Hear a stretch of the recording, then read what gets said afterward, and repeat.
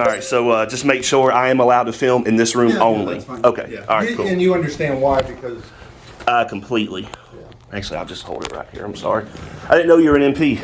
No, I was a base cop in the Air Force, and then... Okay. But one of my guys were deployed and gave me that. Okay. When he was in... Okay, cool. So I guess a little bit about yourself and how long you've been in law enforcement and how long you've been with the city of Lagrange. Sure. I've been in policing, I think, 45 years. I count my experience in the military, in the Air Force, I think it's 48.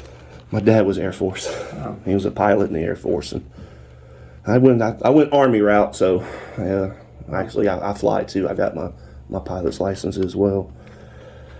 Okay, so you've been doing this for a long time. Been doing it for a minute. Okay. What's your, I guess your personal, not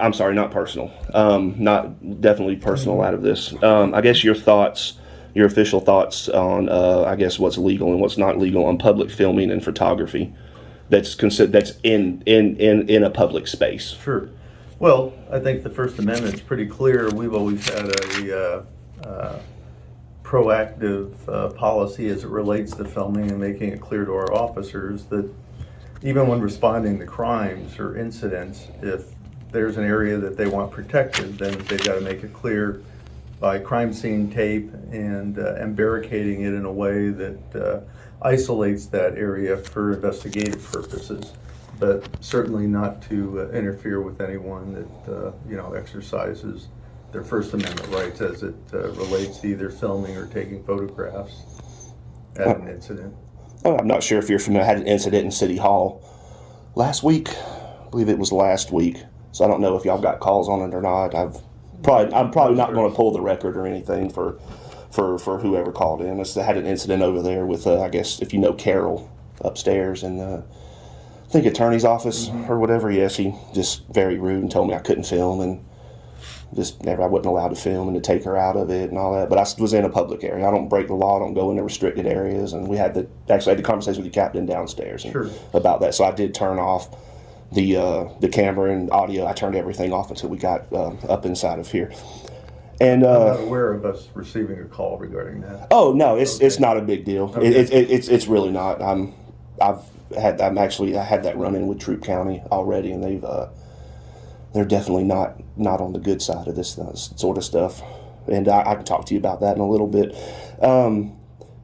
What is your concern on expectation of privacy in public? Do you think that every citizen has an expectation of privacy while in public? Well, they may have an expectation, but the courts have generally been pretty clear that if you're involved in activity that is publicly viewable, then your expectation of privacy is pretty low. And that goes for private citizens as well as public officials. That's why, for example, we can conduct surveillances and use video evidence in the prosecution of cases because of that significantly less expectation of privacy, at least as the courts have come down on the First Amendment issues that surround that. Okay, that is true. I agree with that. Supreme Court has ruled that there's no expectation of privacy while in public. And I noticed you touched on the First Amendment. Do you know what the Third Amendment is? Isn't that the quartering? You were the first one to answer that. That is awesome. That is good. Yep, that has to deal with the government and soldiers not being able to take over your home. Yep. Yes, sir. Yes, sir. Okay. And I'm sorry, this won't take long. I'm not going to eat up much of your time. Maybe like 15 more minutes, and I'm out of here. I'm gone. So I know this is a crime in Georgia. This is an OCGA statute, a felon to ID. Is failure to ID a secondary crime? So example, like right now, because you asked me for my ID and I can refuse it, could you still charge me with that if I have not committed a crime? No, my understanding is if you're not involved in either criminal activity or an investigation that compels your identity in order to ensure the ends of justice are met, then we just can't arbitrarily command someone to identify themselves. Exactly, and I've had some run-ins with some of your officers about that. Not about that, but did not. And I'll get to that whenever I get down here. Actually, it's very extremely positive. Okay. You understand, though, that there's a reasonable suspicion threshold, that they have a reasonable suspicion that you're involved in criminal activity Is under the Terry standard. Yeah, Terry versus Ohio. Yeah. So is reasonable? I'm sorry. Is suspicion a crime? No, it's got to be reasonable suspicion. That is a suspicion with a reason. Okay, and then you can ID me if you. For example, you're behind a building at 2:00 in the morning, and there's been a lot of burglaries there. They reasonably could stop you and ask you, who are you? Why are you here? Because of the circumstances that surround that particular environment, and if you're involved in some sort of furtive action. Okay.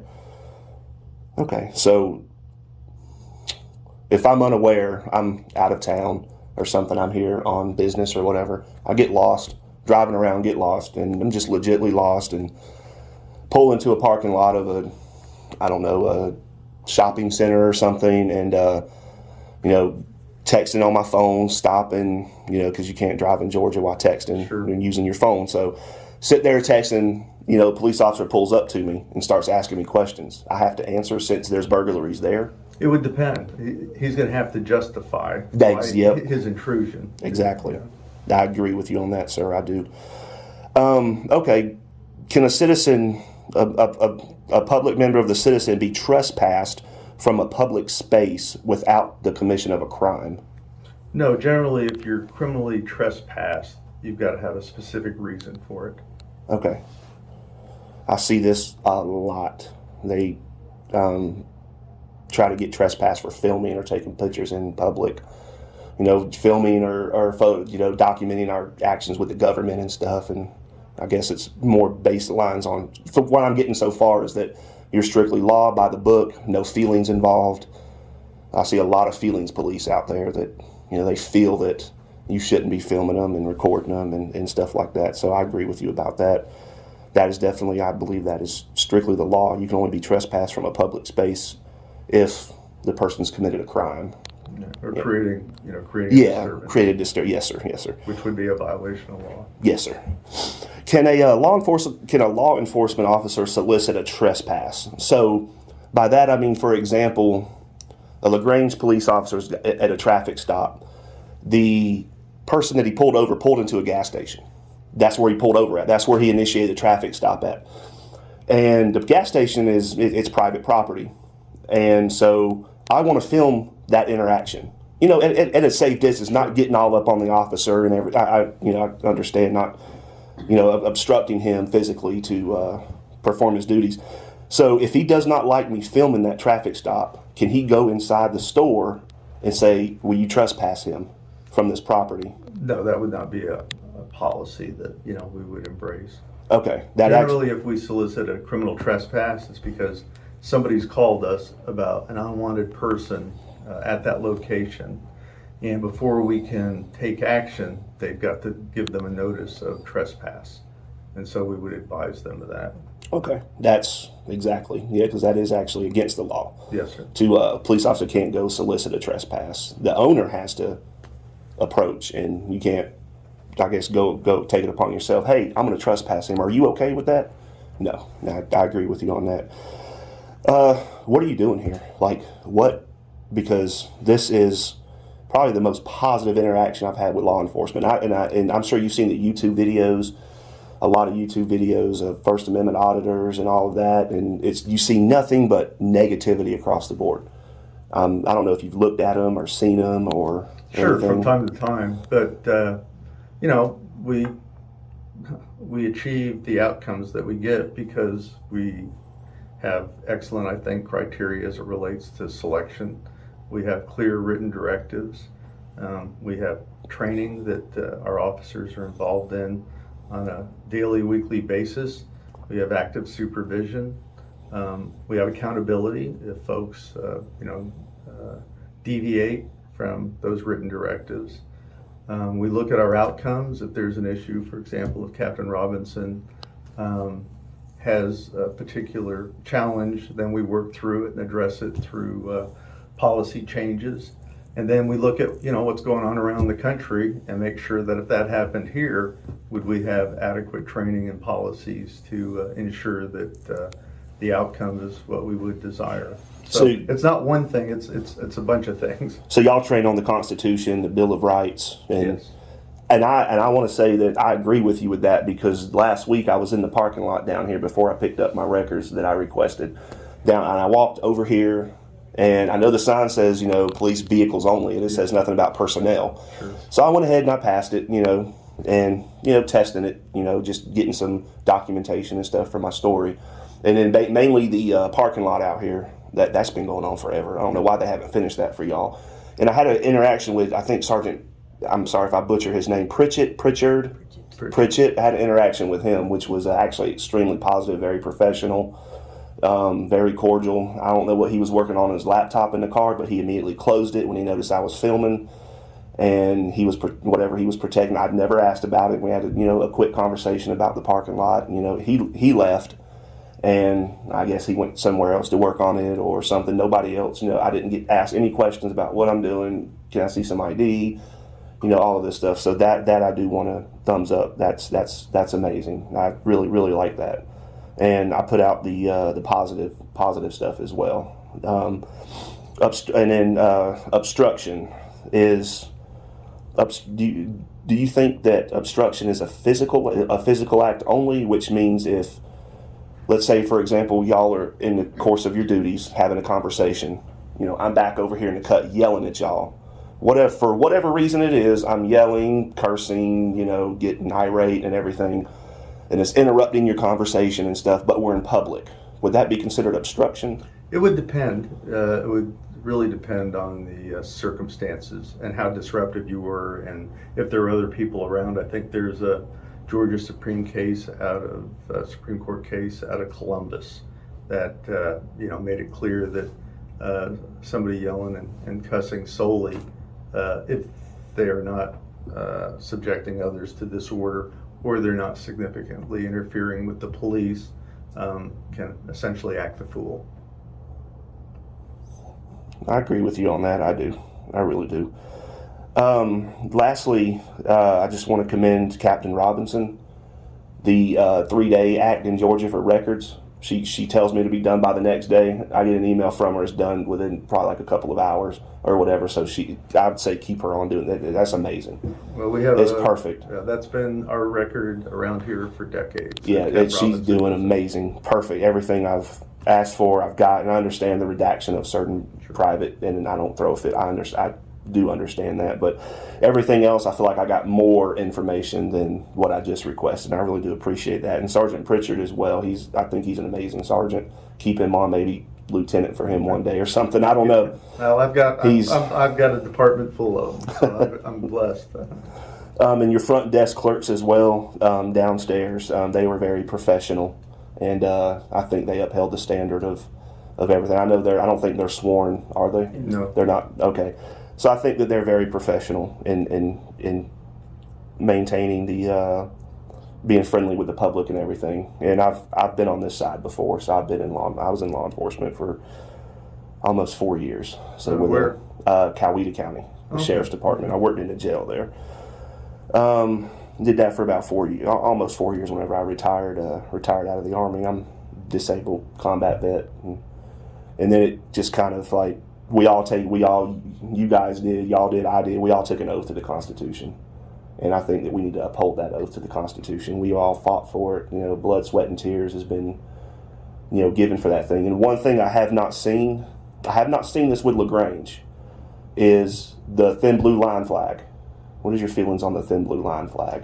Well, when it initially came out, I understand the support for the police, but like many symbols, sometimes there's a transformation that leaves, a different interpretation depending upon what quarter of the community you're involved in. So, I support the police. I'm just not sure that I agree that that's the sole way to demonstrate it.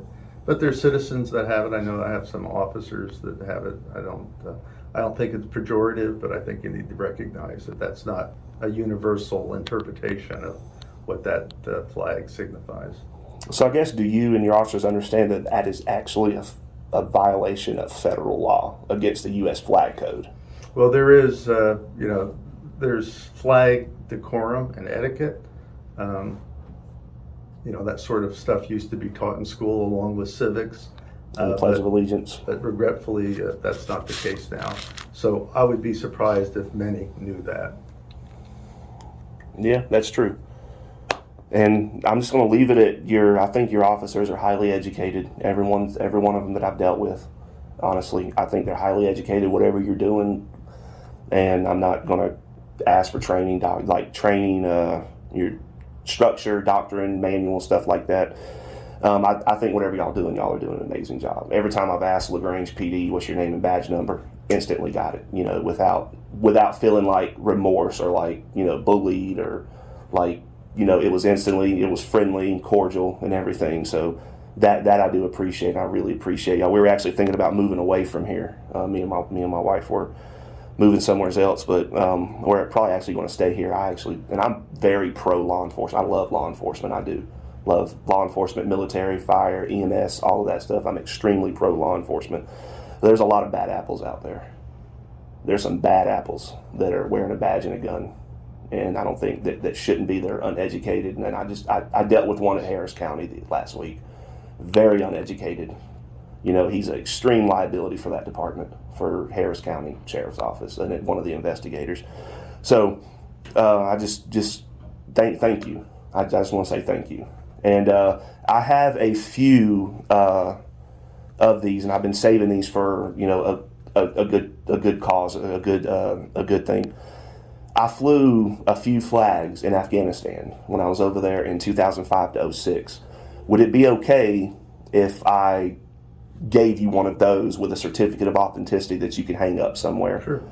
Maybe downstairs, or just whatever you wanted to do with it, to I guess, and then give it to Lagrange PD with a certificate and everything. Is that something that maybe sure you would want? We have an area when community members present us something that we place it.